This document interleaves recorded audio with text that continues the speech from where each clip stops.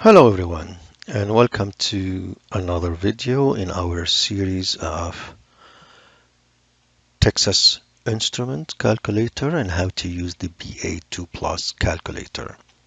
In this series, we're going to cover a variety of topics on how to use the BA2 Plus calculator for financial or business math. In this video, in our annuity series, I'm going to show you how to find the future and present value for ordinary general. For more details on the different types of annuity, look for my first video on ordinary simple, where I explained all the different types of annuity. Briefly, I will recall what we did in that video. So annuities, if it's the payment at the end, we call it ordinary. So if it's not, which means at the beginning, we call it annuity due. And depending on if the compounding period and payment period are the same, either we call it ordinary, simple, or we call it general if they are different. So in the first video, I covered the ordinary simple annuity. Today, we're going to look at the ordinary general, which means the payment is at the end, but the compounding period and payment period are a bit different.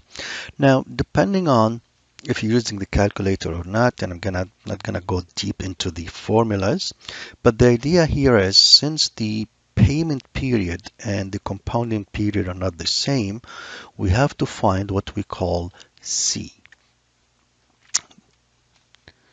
which is, we have to find the second periodic interest rate, which is the periodic interest rate according to the compounding period.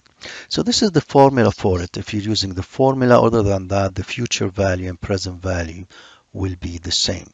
The only thing is replacing the periodic interest rate and the question was the new periodic interest rate based on the new compounding period. But since we're not using the calculator, then I'm not going to spend time on it. I'm not going to use the formula. Then I'm going to straight go to the calculator and let's start looking at the example. So save $250 every month. That's our PMT. In an account that was earning 6% compounded quarterly. Didn't say the payment, as we said in our first video. If they don't specify the payment, whether it's beginning or end, that means it's end. 6% quarterly for 2 years. Payment is done monthly, which means the compounding period is not the same as a payment period, and this makes it ordinary general. What was the accumulated value? We're looking for the future value, which means the present value is 0. Once we understand what type of annuity, it's just now it's a matter of entering the value in the calculator as we've done so far in all of our videos. So make sure the calculator is set to the end, clear the TVM to clear everything that was there. N is 24 because it's monthly payment for 2 years. Interest rate is 6. Now here where we're going to start seeing some differences when we go to PY and CY. When we enter PY12, we have to go and change CY and make it 4. Don't forget to press enter on both of them. Otherwise, the value will be not entered properly. Exit the PY worksheet. Present value is 0. PMT is minus 250 because it's outflow. And then we're going to press CPT future value. Let's bring the calculator and see how we enter all of those. Okay, so first, second, PMT to make sure that it's set to end. Then second, quit. Then let's clear the TVM. Second, future value to clear the TVM. We have 24 for N, so we're going to press 24, then N.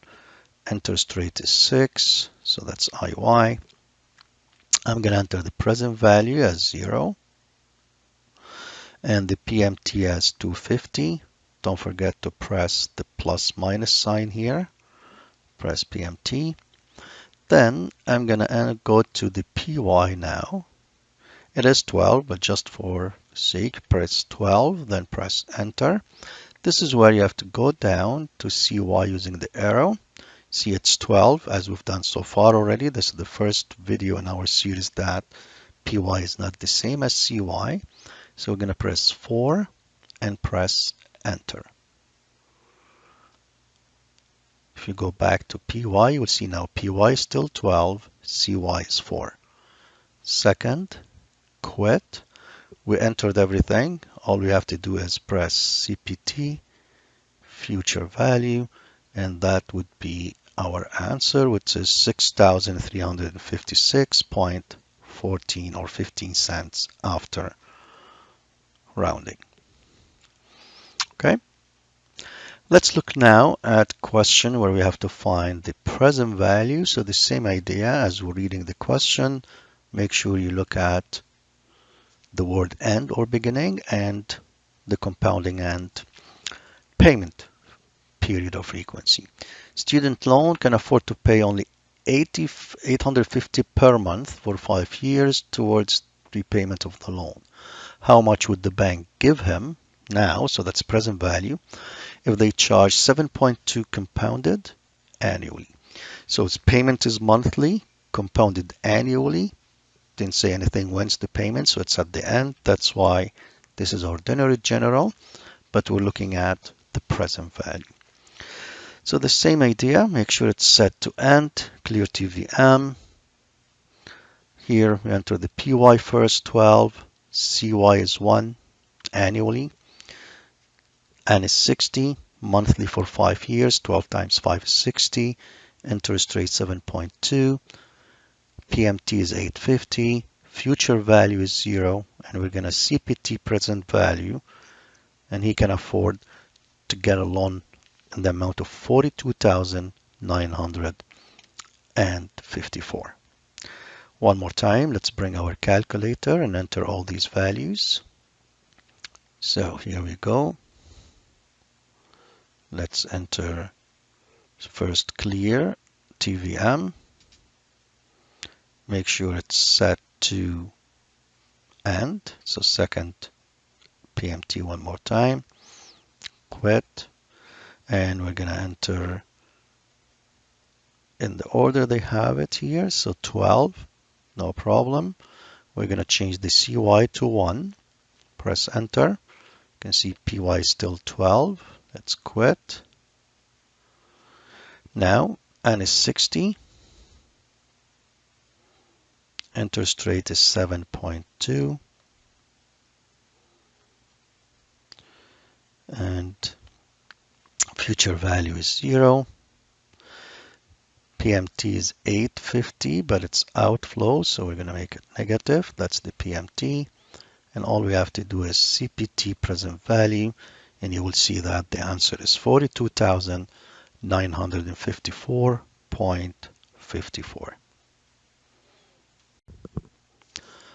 Thank you for watching, and don't forget to subscribe to my channel for more videos on statistics using SPSS and Excel, among other things.